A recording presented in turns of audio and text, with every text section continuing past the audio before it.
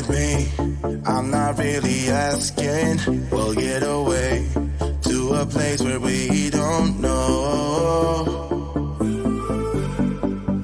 About to see the world in action, what we can be, life with no distractions. We'll get away, this is what we waited for.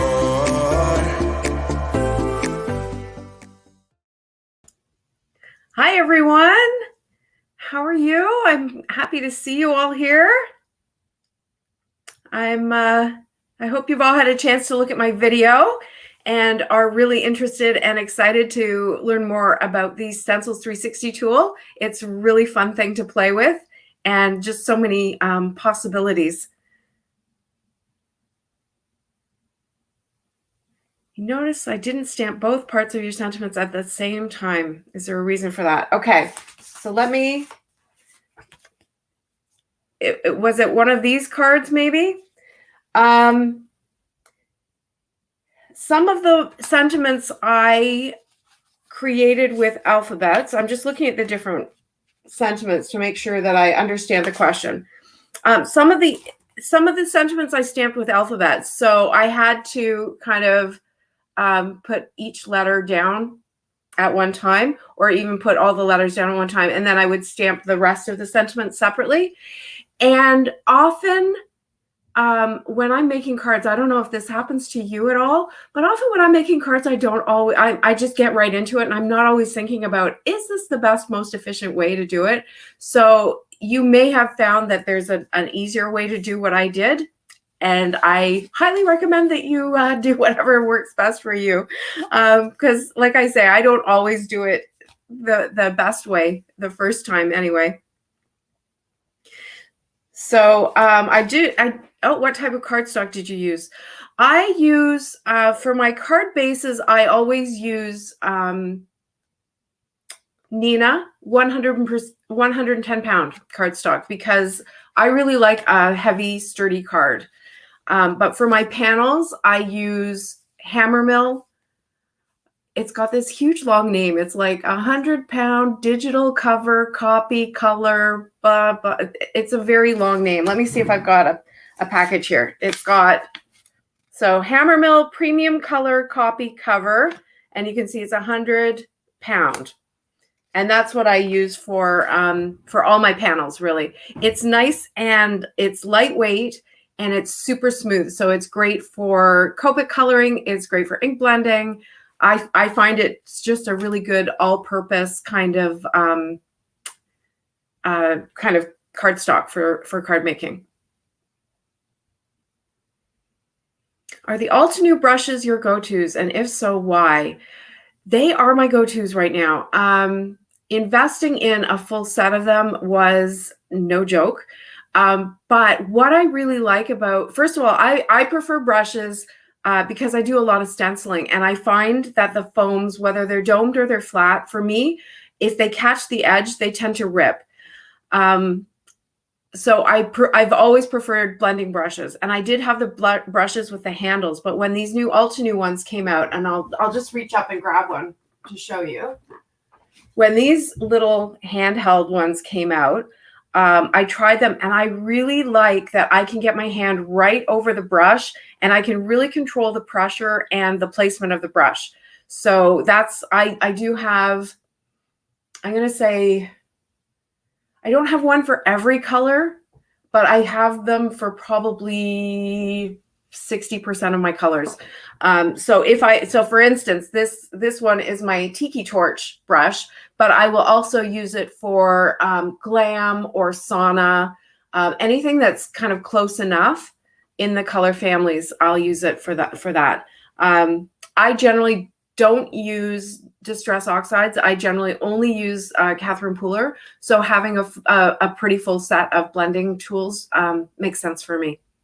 I use them quite a bit. The dies on my wall. Yes, thank you. So what I found is as I've kind of moved towards various techniques and building backgrounds and things, I was finishing a lot of my cards with die cut sentiments.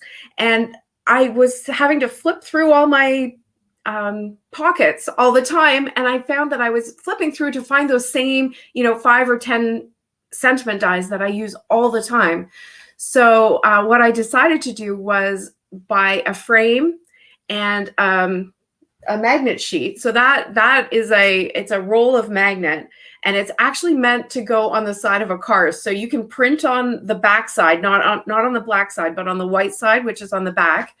And you can put it on a car. And I just framed it in a frame, and I've put them up on my wall. And so it's super easy for me to grab the die cut or the die that I want to use for my card. And it's right above my die cutting machine. You can see my Gemini right there. And so everything's just right at hand. So I really like that. Yes.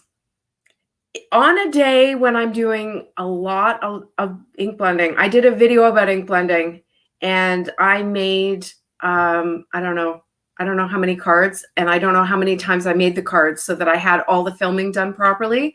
My hands did start to hurt after a while. They are probably not the best if you've got any kind of arthritis or wrist issues. But for every day, blending a stencil, making 1 or 2 cards, I don't have a problem with it. But yeah, you could, if you're doing a lot of it, you could definitely end up with a sore hand for sure. How long does it take most people? I don't really know. I think that I do have some friends who are excellent blenders, and I have some friends who continue to struggle. Let's say that, or they think they continue to struggle. I would suggest, first of all, that you are probably a better ink blender than you think you are. It does take a lot of practice. And my number 100% best tip for getting better ink blending is, if you've done your ink blending and you look at it and you think, oh, that's not very good, go over it again. Because the more layers you put down, first of all, your paper will get wetter. The inks will technically start to blend better, but you'll also just, you'll see that the colors are blending much better. And if you think that you haven't done a great ink blending job, I have lots of suggestions for faking it. And the first one is splatter. Just Tiffany, if Tiffany's here, she'll be laughing about that.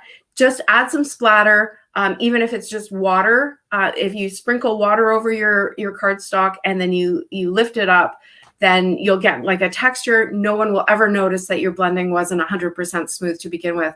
So if you do, water, or I like to use a lot of gold watercolor splatter. I've used white splatter, black splatter, anything to kind of distract from the fact that, your blending isn't 100% smooth. The other thing, going back to the layers, if you get marks, like if you get harsh edge marks from your blending tool or from your brush, or those round marks or whatever, if you keep going over it and over it and over it, you will be able to soften those out quite a bit. How did I get started in card making? Let's see, it was 2003. No, was it? 2006. 2006, so quite a while ago. I got invited to a Stampin' Up! Party, and I think that's probably the same way a lot of us get started in this industry. I got invited to a Stampin' Up! Party, and I just went. It was my cousin, and I thought, I'll go and support her. And I loved it. I mean, I've always kind of enjoyed creativity, being creative, but I never really had an outlet. Like I have knitted, I've actually smocked, if you can believe it. Those little dresses that little baby girls wear with all the smocking. My grandma taught me to smock. She also taught me to quilt. But in the end, I really found that paper crafting is what I enjoy the most. And so, yeah, I started 2006. And I started my blog in 2012, and then I started my YouTube channel in 2017. So it's been a long, slow process, but I didn't want to put pressure on myself to be achieving things. I just kind of grew organically. As I felt I was ready for the next step, I took the next step. And now my next step is going live. If you stencil a lot, does that mean you don't buy much? Yes, I almost never buy pattern paper. Back when I started, I bought a lot of it, and but now, no, I don't. I really prefer the creativity of making my own patterns. I love geometric patterns.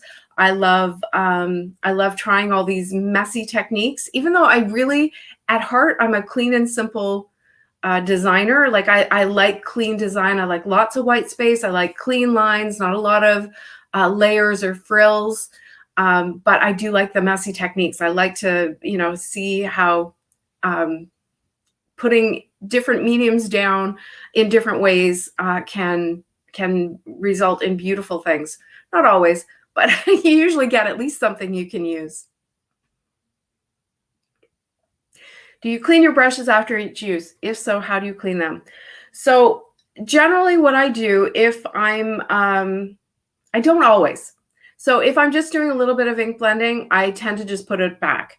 If I know I've done a lot of ink blending and there's a lot of ink on these brushes. Oh, and that's one thing to say. If you're starting with a brush, one thing that's different to a foam, it will take a lot longer for you to get the ink loaded into a brush than it will on a foam. So that's why I think some people at first find the brushes harder to work with. So if I've done a lot of blending on a day, then I have like microfiber cloths that have like a rough surface, and I'll just rub them on that to try and get as much excess ink off as I can.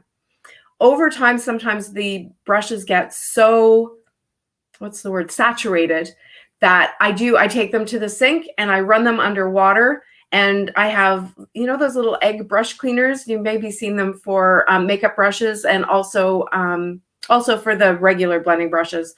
And you just scrub that with a bit of soap, and you get as much ink out as you want, and then they're good to go again.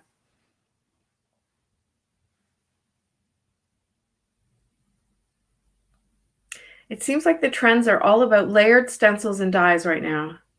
Do you still make cards with stamped images? I do. Not as often, you're right. But I do still stamp some images. What I found is that I have been coloring a lot less lately. I do have Copic markers. They're back right there in a box. And I went through a big love affair with Copic markers a few years ago when I built my collection and did a lot of coloring. And I would say I'm average at Copic coloring. I'm not like Daniel, who has really pursued it and made it his own, right? He's basically come up with his own style of Copic coloring. I do enjoy it, but I don't do it as often. And I find that with stamped images, you have to color them in some way. I'm definitely, although I like trying watercolor from time to time, I'm definitely not a watercolorist. So yeah, I do find that I'm doing more techniques and less stamping right now, but I still have a whole big, let me see if I can show you. I have a whole big tower of stamps over there that I'll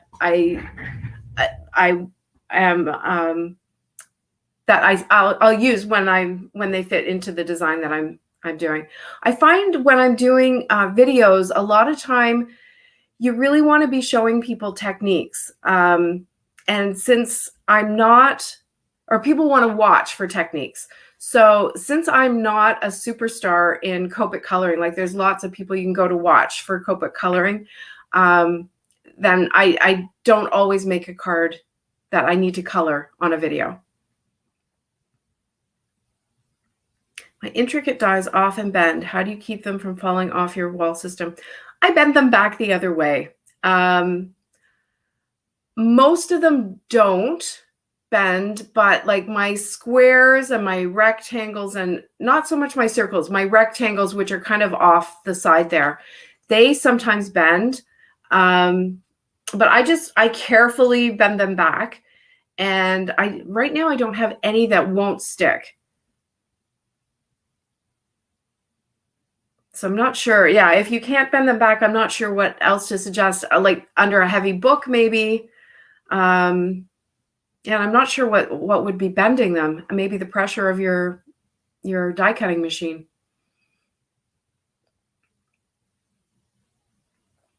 If I have a stamp die set, how do I store them?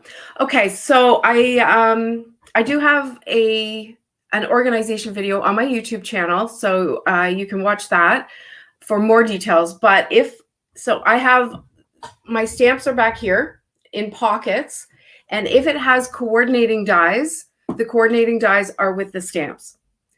And if my standalone dies are also in that tower, and I store everything I store them in order of manufacturer. That's an old habit from the days when I was on design teams and I needed to know who made what on each card that I was making. So I store them by manufacturer, and then within that, each of my pockets has an insert, a white insert, and then I put a line of Copic marker at the top so that I can tell whether if it's a standalone die, it has a gray line of marker at the top. If it's a sentiment stamp set, it has a green line of marker at the top. If it's a Christmas set, it's got a red line. If it's flowers, it's got a pink line. So when I open the drawer, I can easily tell which of my pockets holds dies or Christmas sets or sentiment sets. So that just helps me find things faster.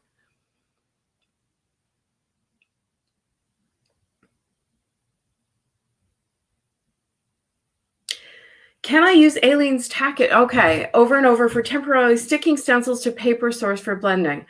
That is so that is an interesting thing because I have not tried that.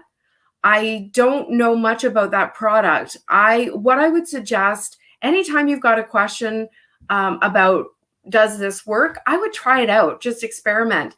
I don't know anything about that product. It sounds like you might think it's sticky since you're asking if it's worthwhile to dilute it 50-50. So I would try diluting it at first before, and I would try it on a scrap piece of paper. I would try it in a time when you don't have a lot of pressure to get that card right in the next 10 minutes, just in case something does go wrong. But that is definitely an interesting thing. Sticking our stencils down to the paper, especially the intricate ones where you don't want the little free edges lifting when you're blending, that is one of the timeless mysteries of stenciling.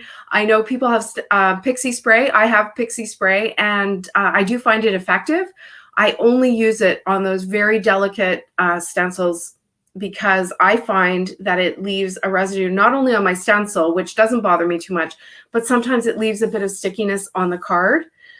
You can erase that with an adhesive eraser, but I tend to try and either take my stencil to the paper or the paper to the stencil, or hold it close to the area I'm blending to try and keep the lines sticking down as much as possible. So I would be interested to hear about that Aleene's Tack-It over and over again if you give it a try.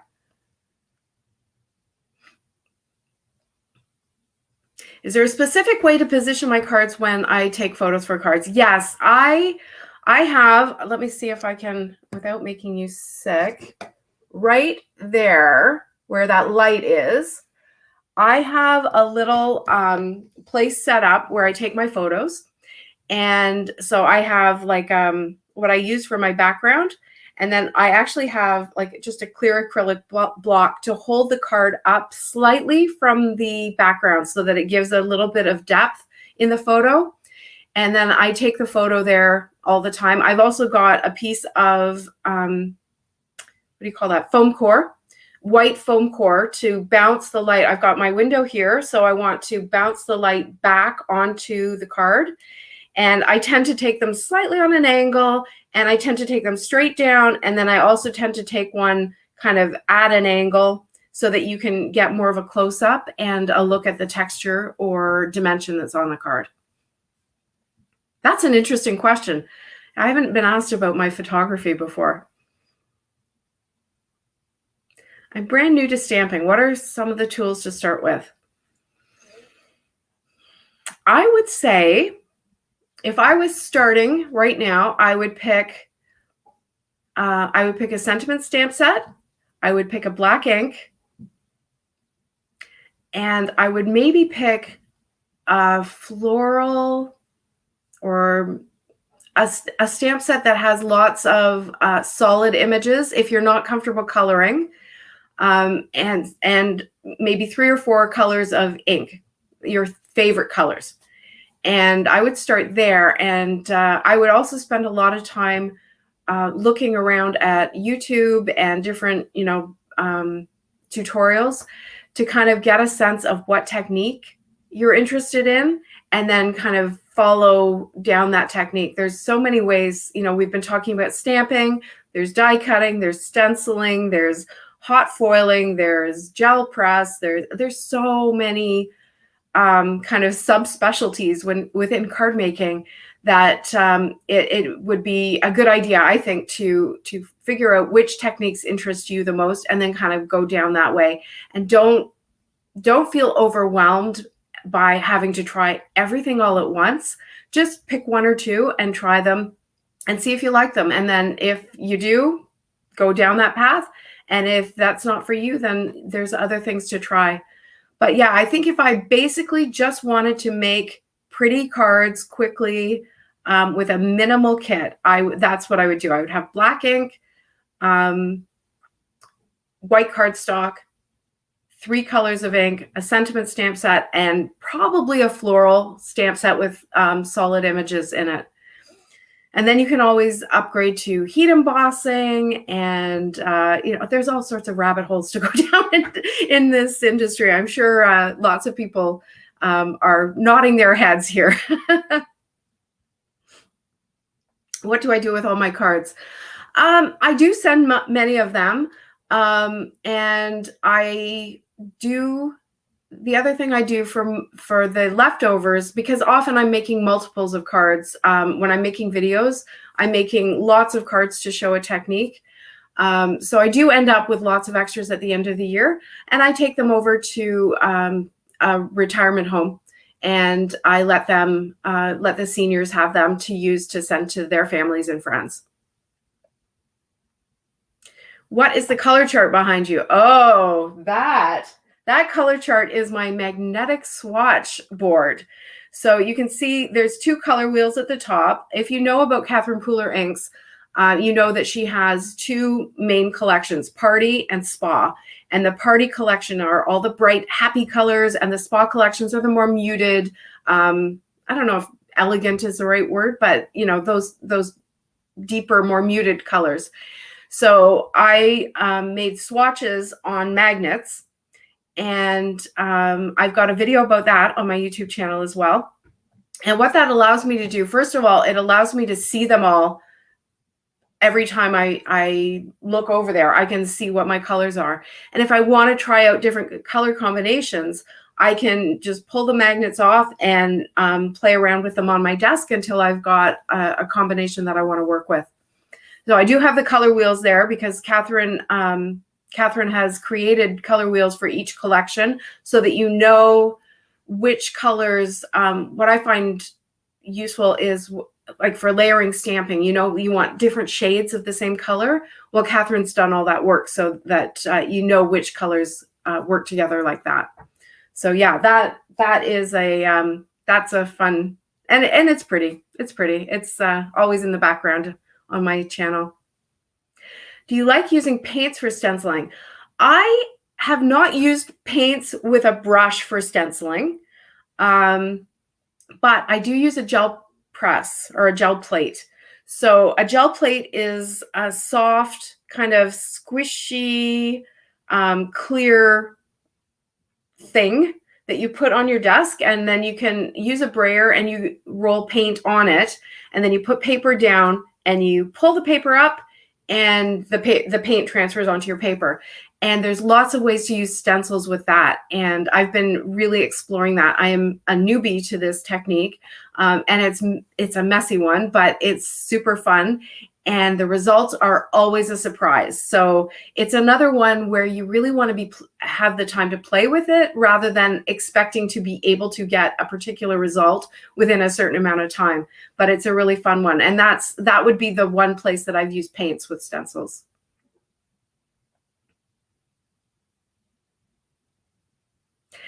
Penguin Palace Stencil 360 collection is out of stock. Will it be in stock soon? That's disappointing. I will talk to Sharon about that. Sharon will be here on Saturday. I know that she does continually try and keep it in stock. She has in the past also had it in stock at scrapbook.com. And I know it's out of stock there as well, or at least it's low in stock there. I'll talk to Sharon and we will get back to you about that probably on the Saturday lunchtime demonstration. We're going to be, Sharon and I are going to be here and we're going to be showing you the Stencils 360 in action. Oh, well, I have two favorite Stencils 360. I'm glad you asked because I brought some samples.